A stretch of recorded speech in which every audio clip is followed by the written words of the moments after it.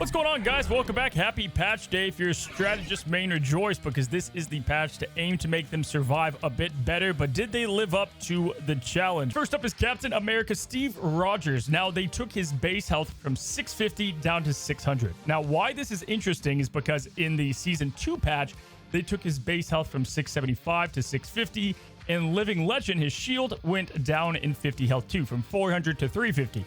Now, he has a 100 net bonus health upgrade from the overall season anchor bonus. So if you do the math, he's going to be at a flat 700 health, which is kind of crazy because now his shield is even less. So overall, it's going to be a, 25 loss of survivability coming from season 1.5, which is crazy because I think they intended that to be a buff, but we saw kind of what that ended up doing. Captain America. Listen, guys, I was playing with a Lord Captain America the other day, and he said, man, even I hate Captain America. Like, it's like, we hate to play him, but we have to. We got to do it. And I've been playing a lot more of them. I'll say this. I think that this buff is going to feel really bad for Captain America mains. Many times I've barely escaped with some health left, right? Or had 50 health left and had my healers top me off. But what it will solve is it's going to punish captains for just kind of going willy-nilly off and diving into 4 people and kill the support. But also the kind of stalling of the point, I think, is what they were trying to reduce a bit more. The cap that just jumps up and down, Living Legend, and just freedom charging all over, trying to survive and stall.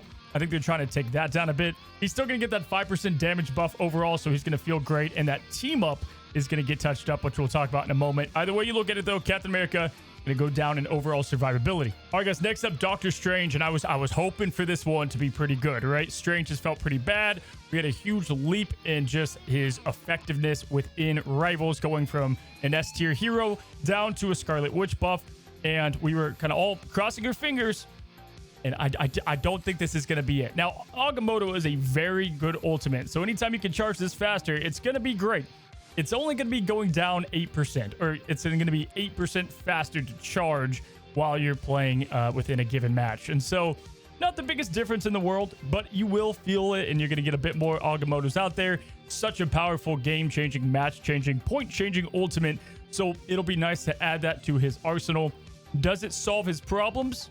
I think that's going to be a common theme of some of these buffs and nerfs today. But either way, Doctor Strange will be getting himself an 8% easier ult to charge, which kind of shows us netties. They're doubling down. They don't want to add the damage. They want to see how that kind of plays out. Again, they said they're going to add a lot more to the Ultron 2.5 buffs and nerfs, so we can expect more there. Now, moving right along, we've got Groot. And don't want to say that I nailed this, but we nailed this, guys. I said that I don't think they're going to touch his base health. That wouldn't affect him too much as a hero.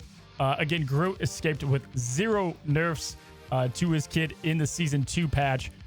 They're going to be reducing the health of Ironwood Wall from 700 down to 600, which is actually kind of big. I mean, that's a big change considering how many walls are placed throughout the course of a given match, what that wall does to add to Groot's survivability. So Groot, who has been an auto-ban hero, still probably going to remain that, and this shouldn't affect him too much as one of the kind of core anchor best tanks within Rivals. Either way, though, it'll be interesting to see how much this does add to his overall survivability, the team, and ultimately like his impact on the game. All right, next up, we got our first duelist, Spider-Man, and we talked about it. They're going to reduce the range of his uppercut. That feels like it has a huge range of just hit detection, and they're changing the damage range from the amazing combo from 5 meters down to 4 meters. Now, when you work with numbers this low, it just doesn't seem impressive, but it is a 20% nerf to the range of that uppercut. And most of all, it's going to take some time for Spider-Man mains to adjust to this new radius, which is good for everybody that doesn't play him. However, guys, ultimately, I don't think this is going to make too much of a difference. 5 meters is insane for a melee attack. You can't make it 1 meters, 2 meters. I think that's way too much of a skill shot for an already hard, hero to play. But let me know what you think. Is this enough? It probably won't be, but for now, it's at least a band-aid. All right, so Winter Soldier, this one's nuts. Thunderbolts is coming out. They want Winter Soldier to be good. You can just feel it, man. He was the dominant, clear-cut S tier, probably best, right there with Hela, duelist in the game in 1.5. He took a lot of nerfs compared to anybody else, but now they're going to be giving him a buff, and I think a pretty good one at that, man. Kind of a crazy one. I was not expecting this, because they said they wanted to adjust Tainted Voltage slightly. and when we read kind of the tease for these notes, this is not slightly in my opinion. So they're going to add a whole other charge to Tainted Voltage while keeping the cooldown unchanged. Now, this little like Kamehameha energy ball is doing a lot that I don't think people who don't play Bucky understand. So getting another charge, it should make his whole kit way better. He's going to get more bonus health. He's going to reset his ammo easier. It slows down enemies. It deals damage. It makes flyers kind of fall where they're at. So there's a lot going on, and giving it a whole nother charge is going to make him that much more lethal, especially in what he lost in damage in his Kraken Impact. This is a big change for the guy, man. And I think it's going to make him that much more threatening. Heck, I would take a little bit more damage back on Kraken Impact before giving him one of these charges. We're going to have to see how this feels, but expect Bucky to A, be in a lot more games yet again, and B, probably be banned more because he's going to be that guy once again.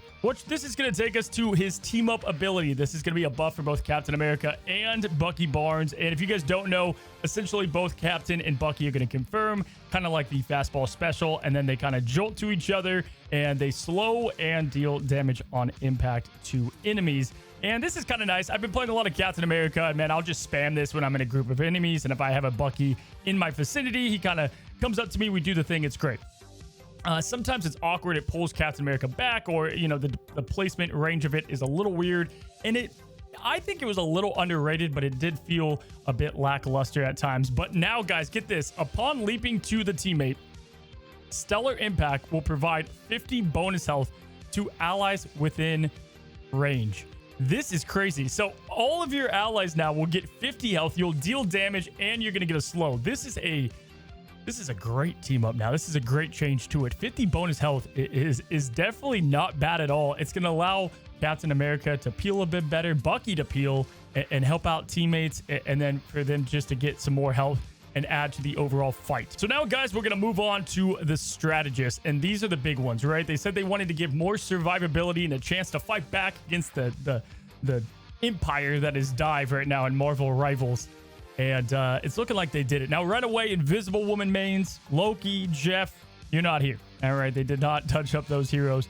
Arguably, those are all some of the best right now. Jeff, not so much, but I think they said they'll be adding a lot of changes to Jeff come 2.5. They said that in the dev video a while back. That's when I expected changes to come to him. However, Adam Warlock, let's start here. This is crazy, guys. I think this is by far the best change of today. It doesn't come close. So they're going to add a new effect to Quantum Magic, which is Adam Warlock's primary laser beam of an attack. When it critical hits an enemy, you're going to reduce the cooldown of his avatar life stream. Now, what is that? And by 1 second, by the way. So he has 2 charges of these. That's his kind of instant burst health. It takes 6 seconds per charge, I believe, to get that back, which is typically a lot. As Adam, you have to really make sure your cooldowns are managed correctly.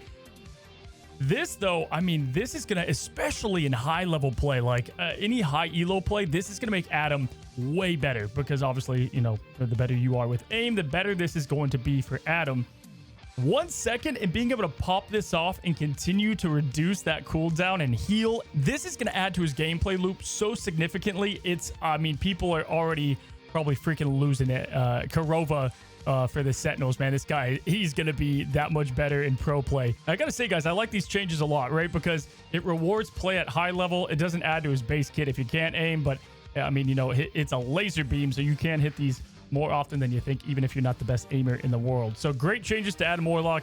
Excited to see what this might do for the hero. Cloak and Dagger. Let's check it out. So as Cloak, the Dark Force Cloak, which is just his kind of primary suck beam there, is going to go up in damage from 75 per second to 80 per second. This is a huge change, and this is going to make Cloak a good amount more lethal. Again, it can be a little bit tough looking at these numbers, how big of a change this is. It's nearly a 7% damage increase on this, which, you know, when that's a continual effect like this is, it's going to be noticeable within battle and against divers. And they're already kind of the anti-dive strategist, so it's going to give them a little bit more of that fight back, especially when paired up with his black curtain thing that he shoots out and kind of amplifies that damage.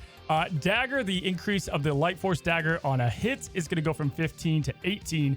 Again, she rapid fires these daggers. They're auto. I mean, both of these changes to Cloak and Dagger is going to feel nice, especially because of how rapid they hit as heroes. I think this is something you read and it doesn't feel like that big of a change, but when you play it, it's going to be impactful. All right, next up we have Luna Snow. We're ramping up this K-pop sensation's damage output when she strikes enemies from a distance.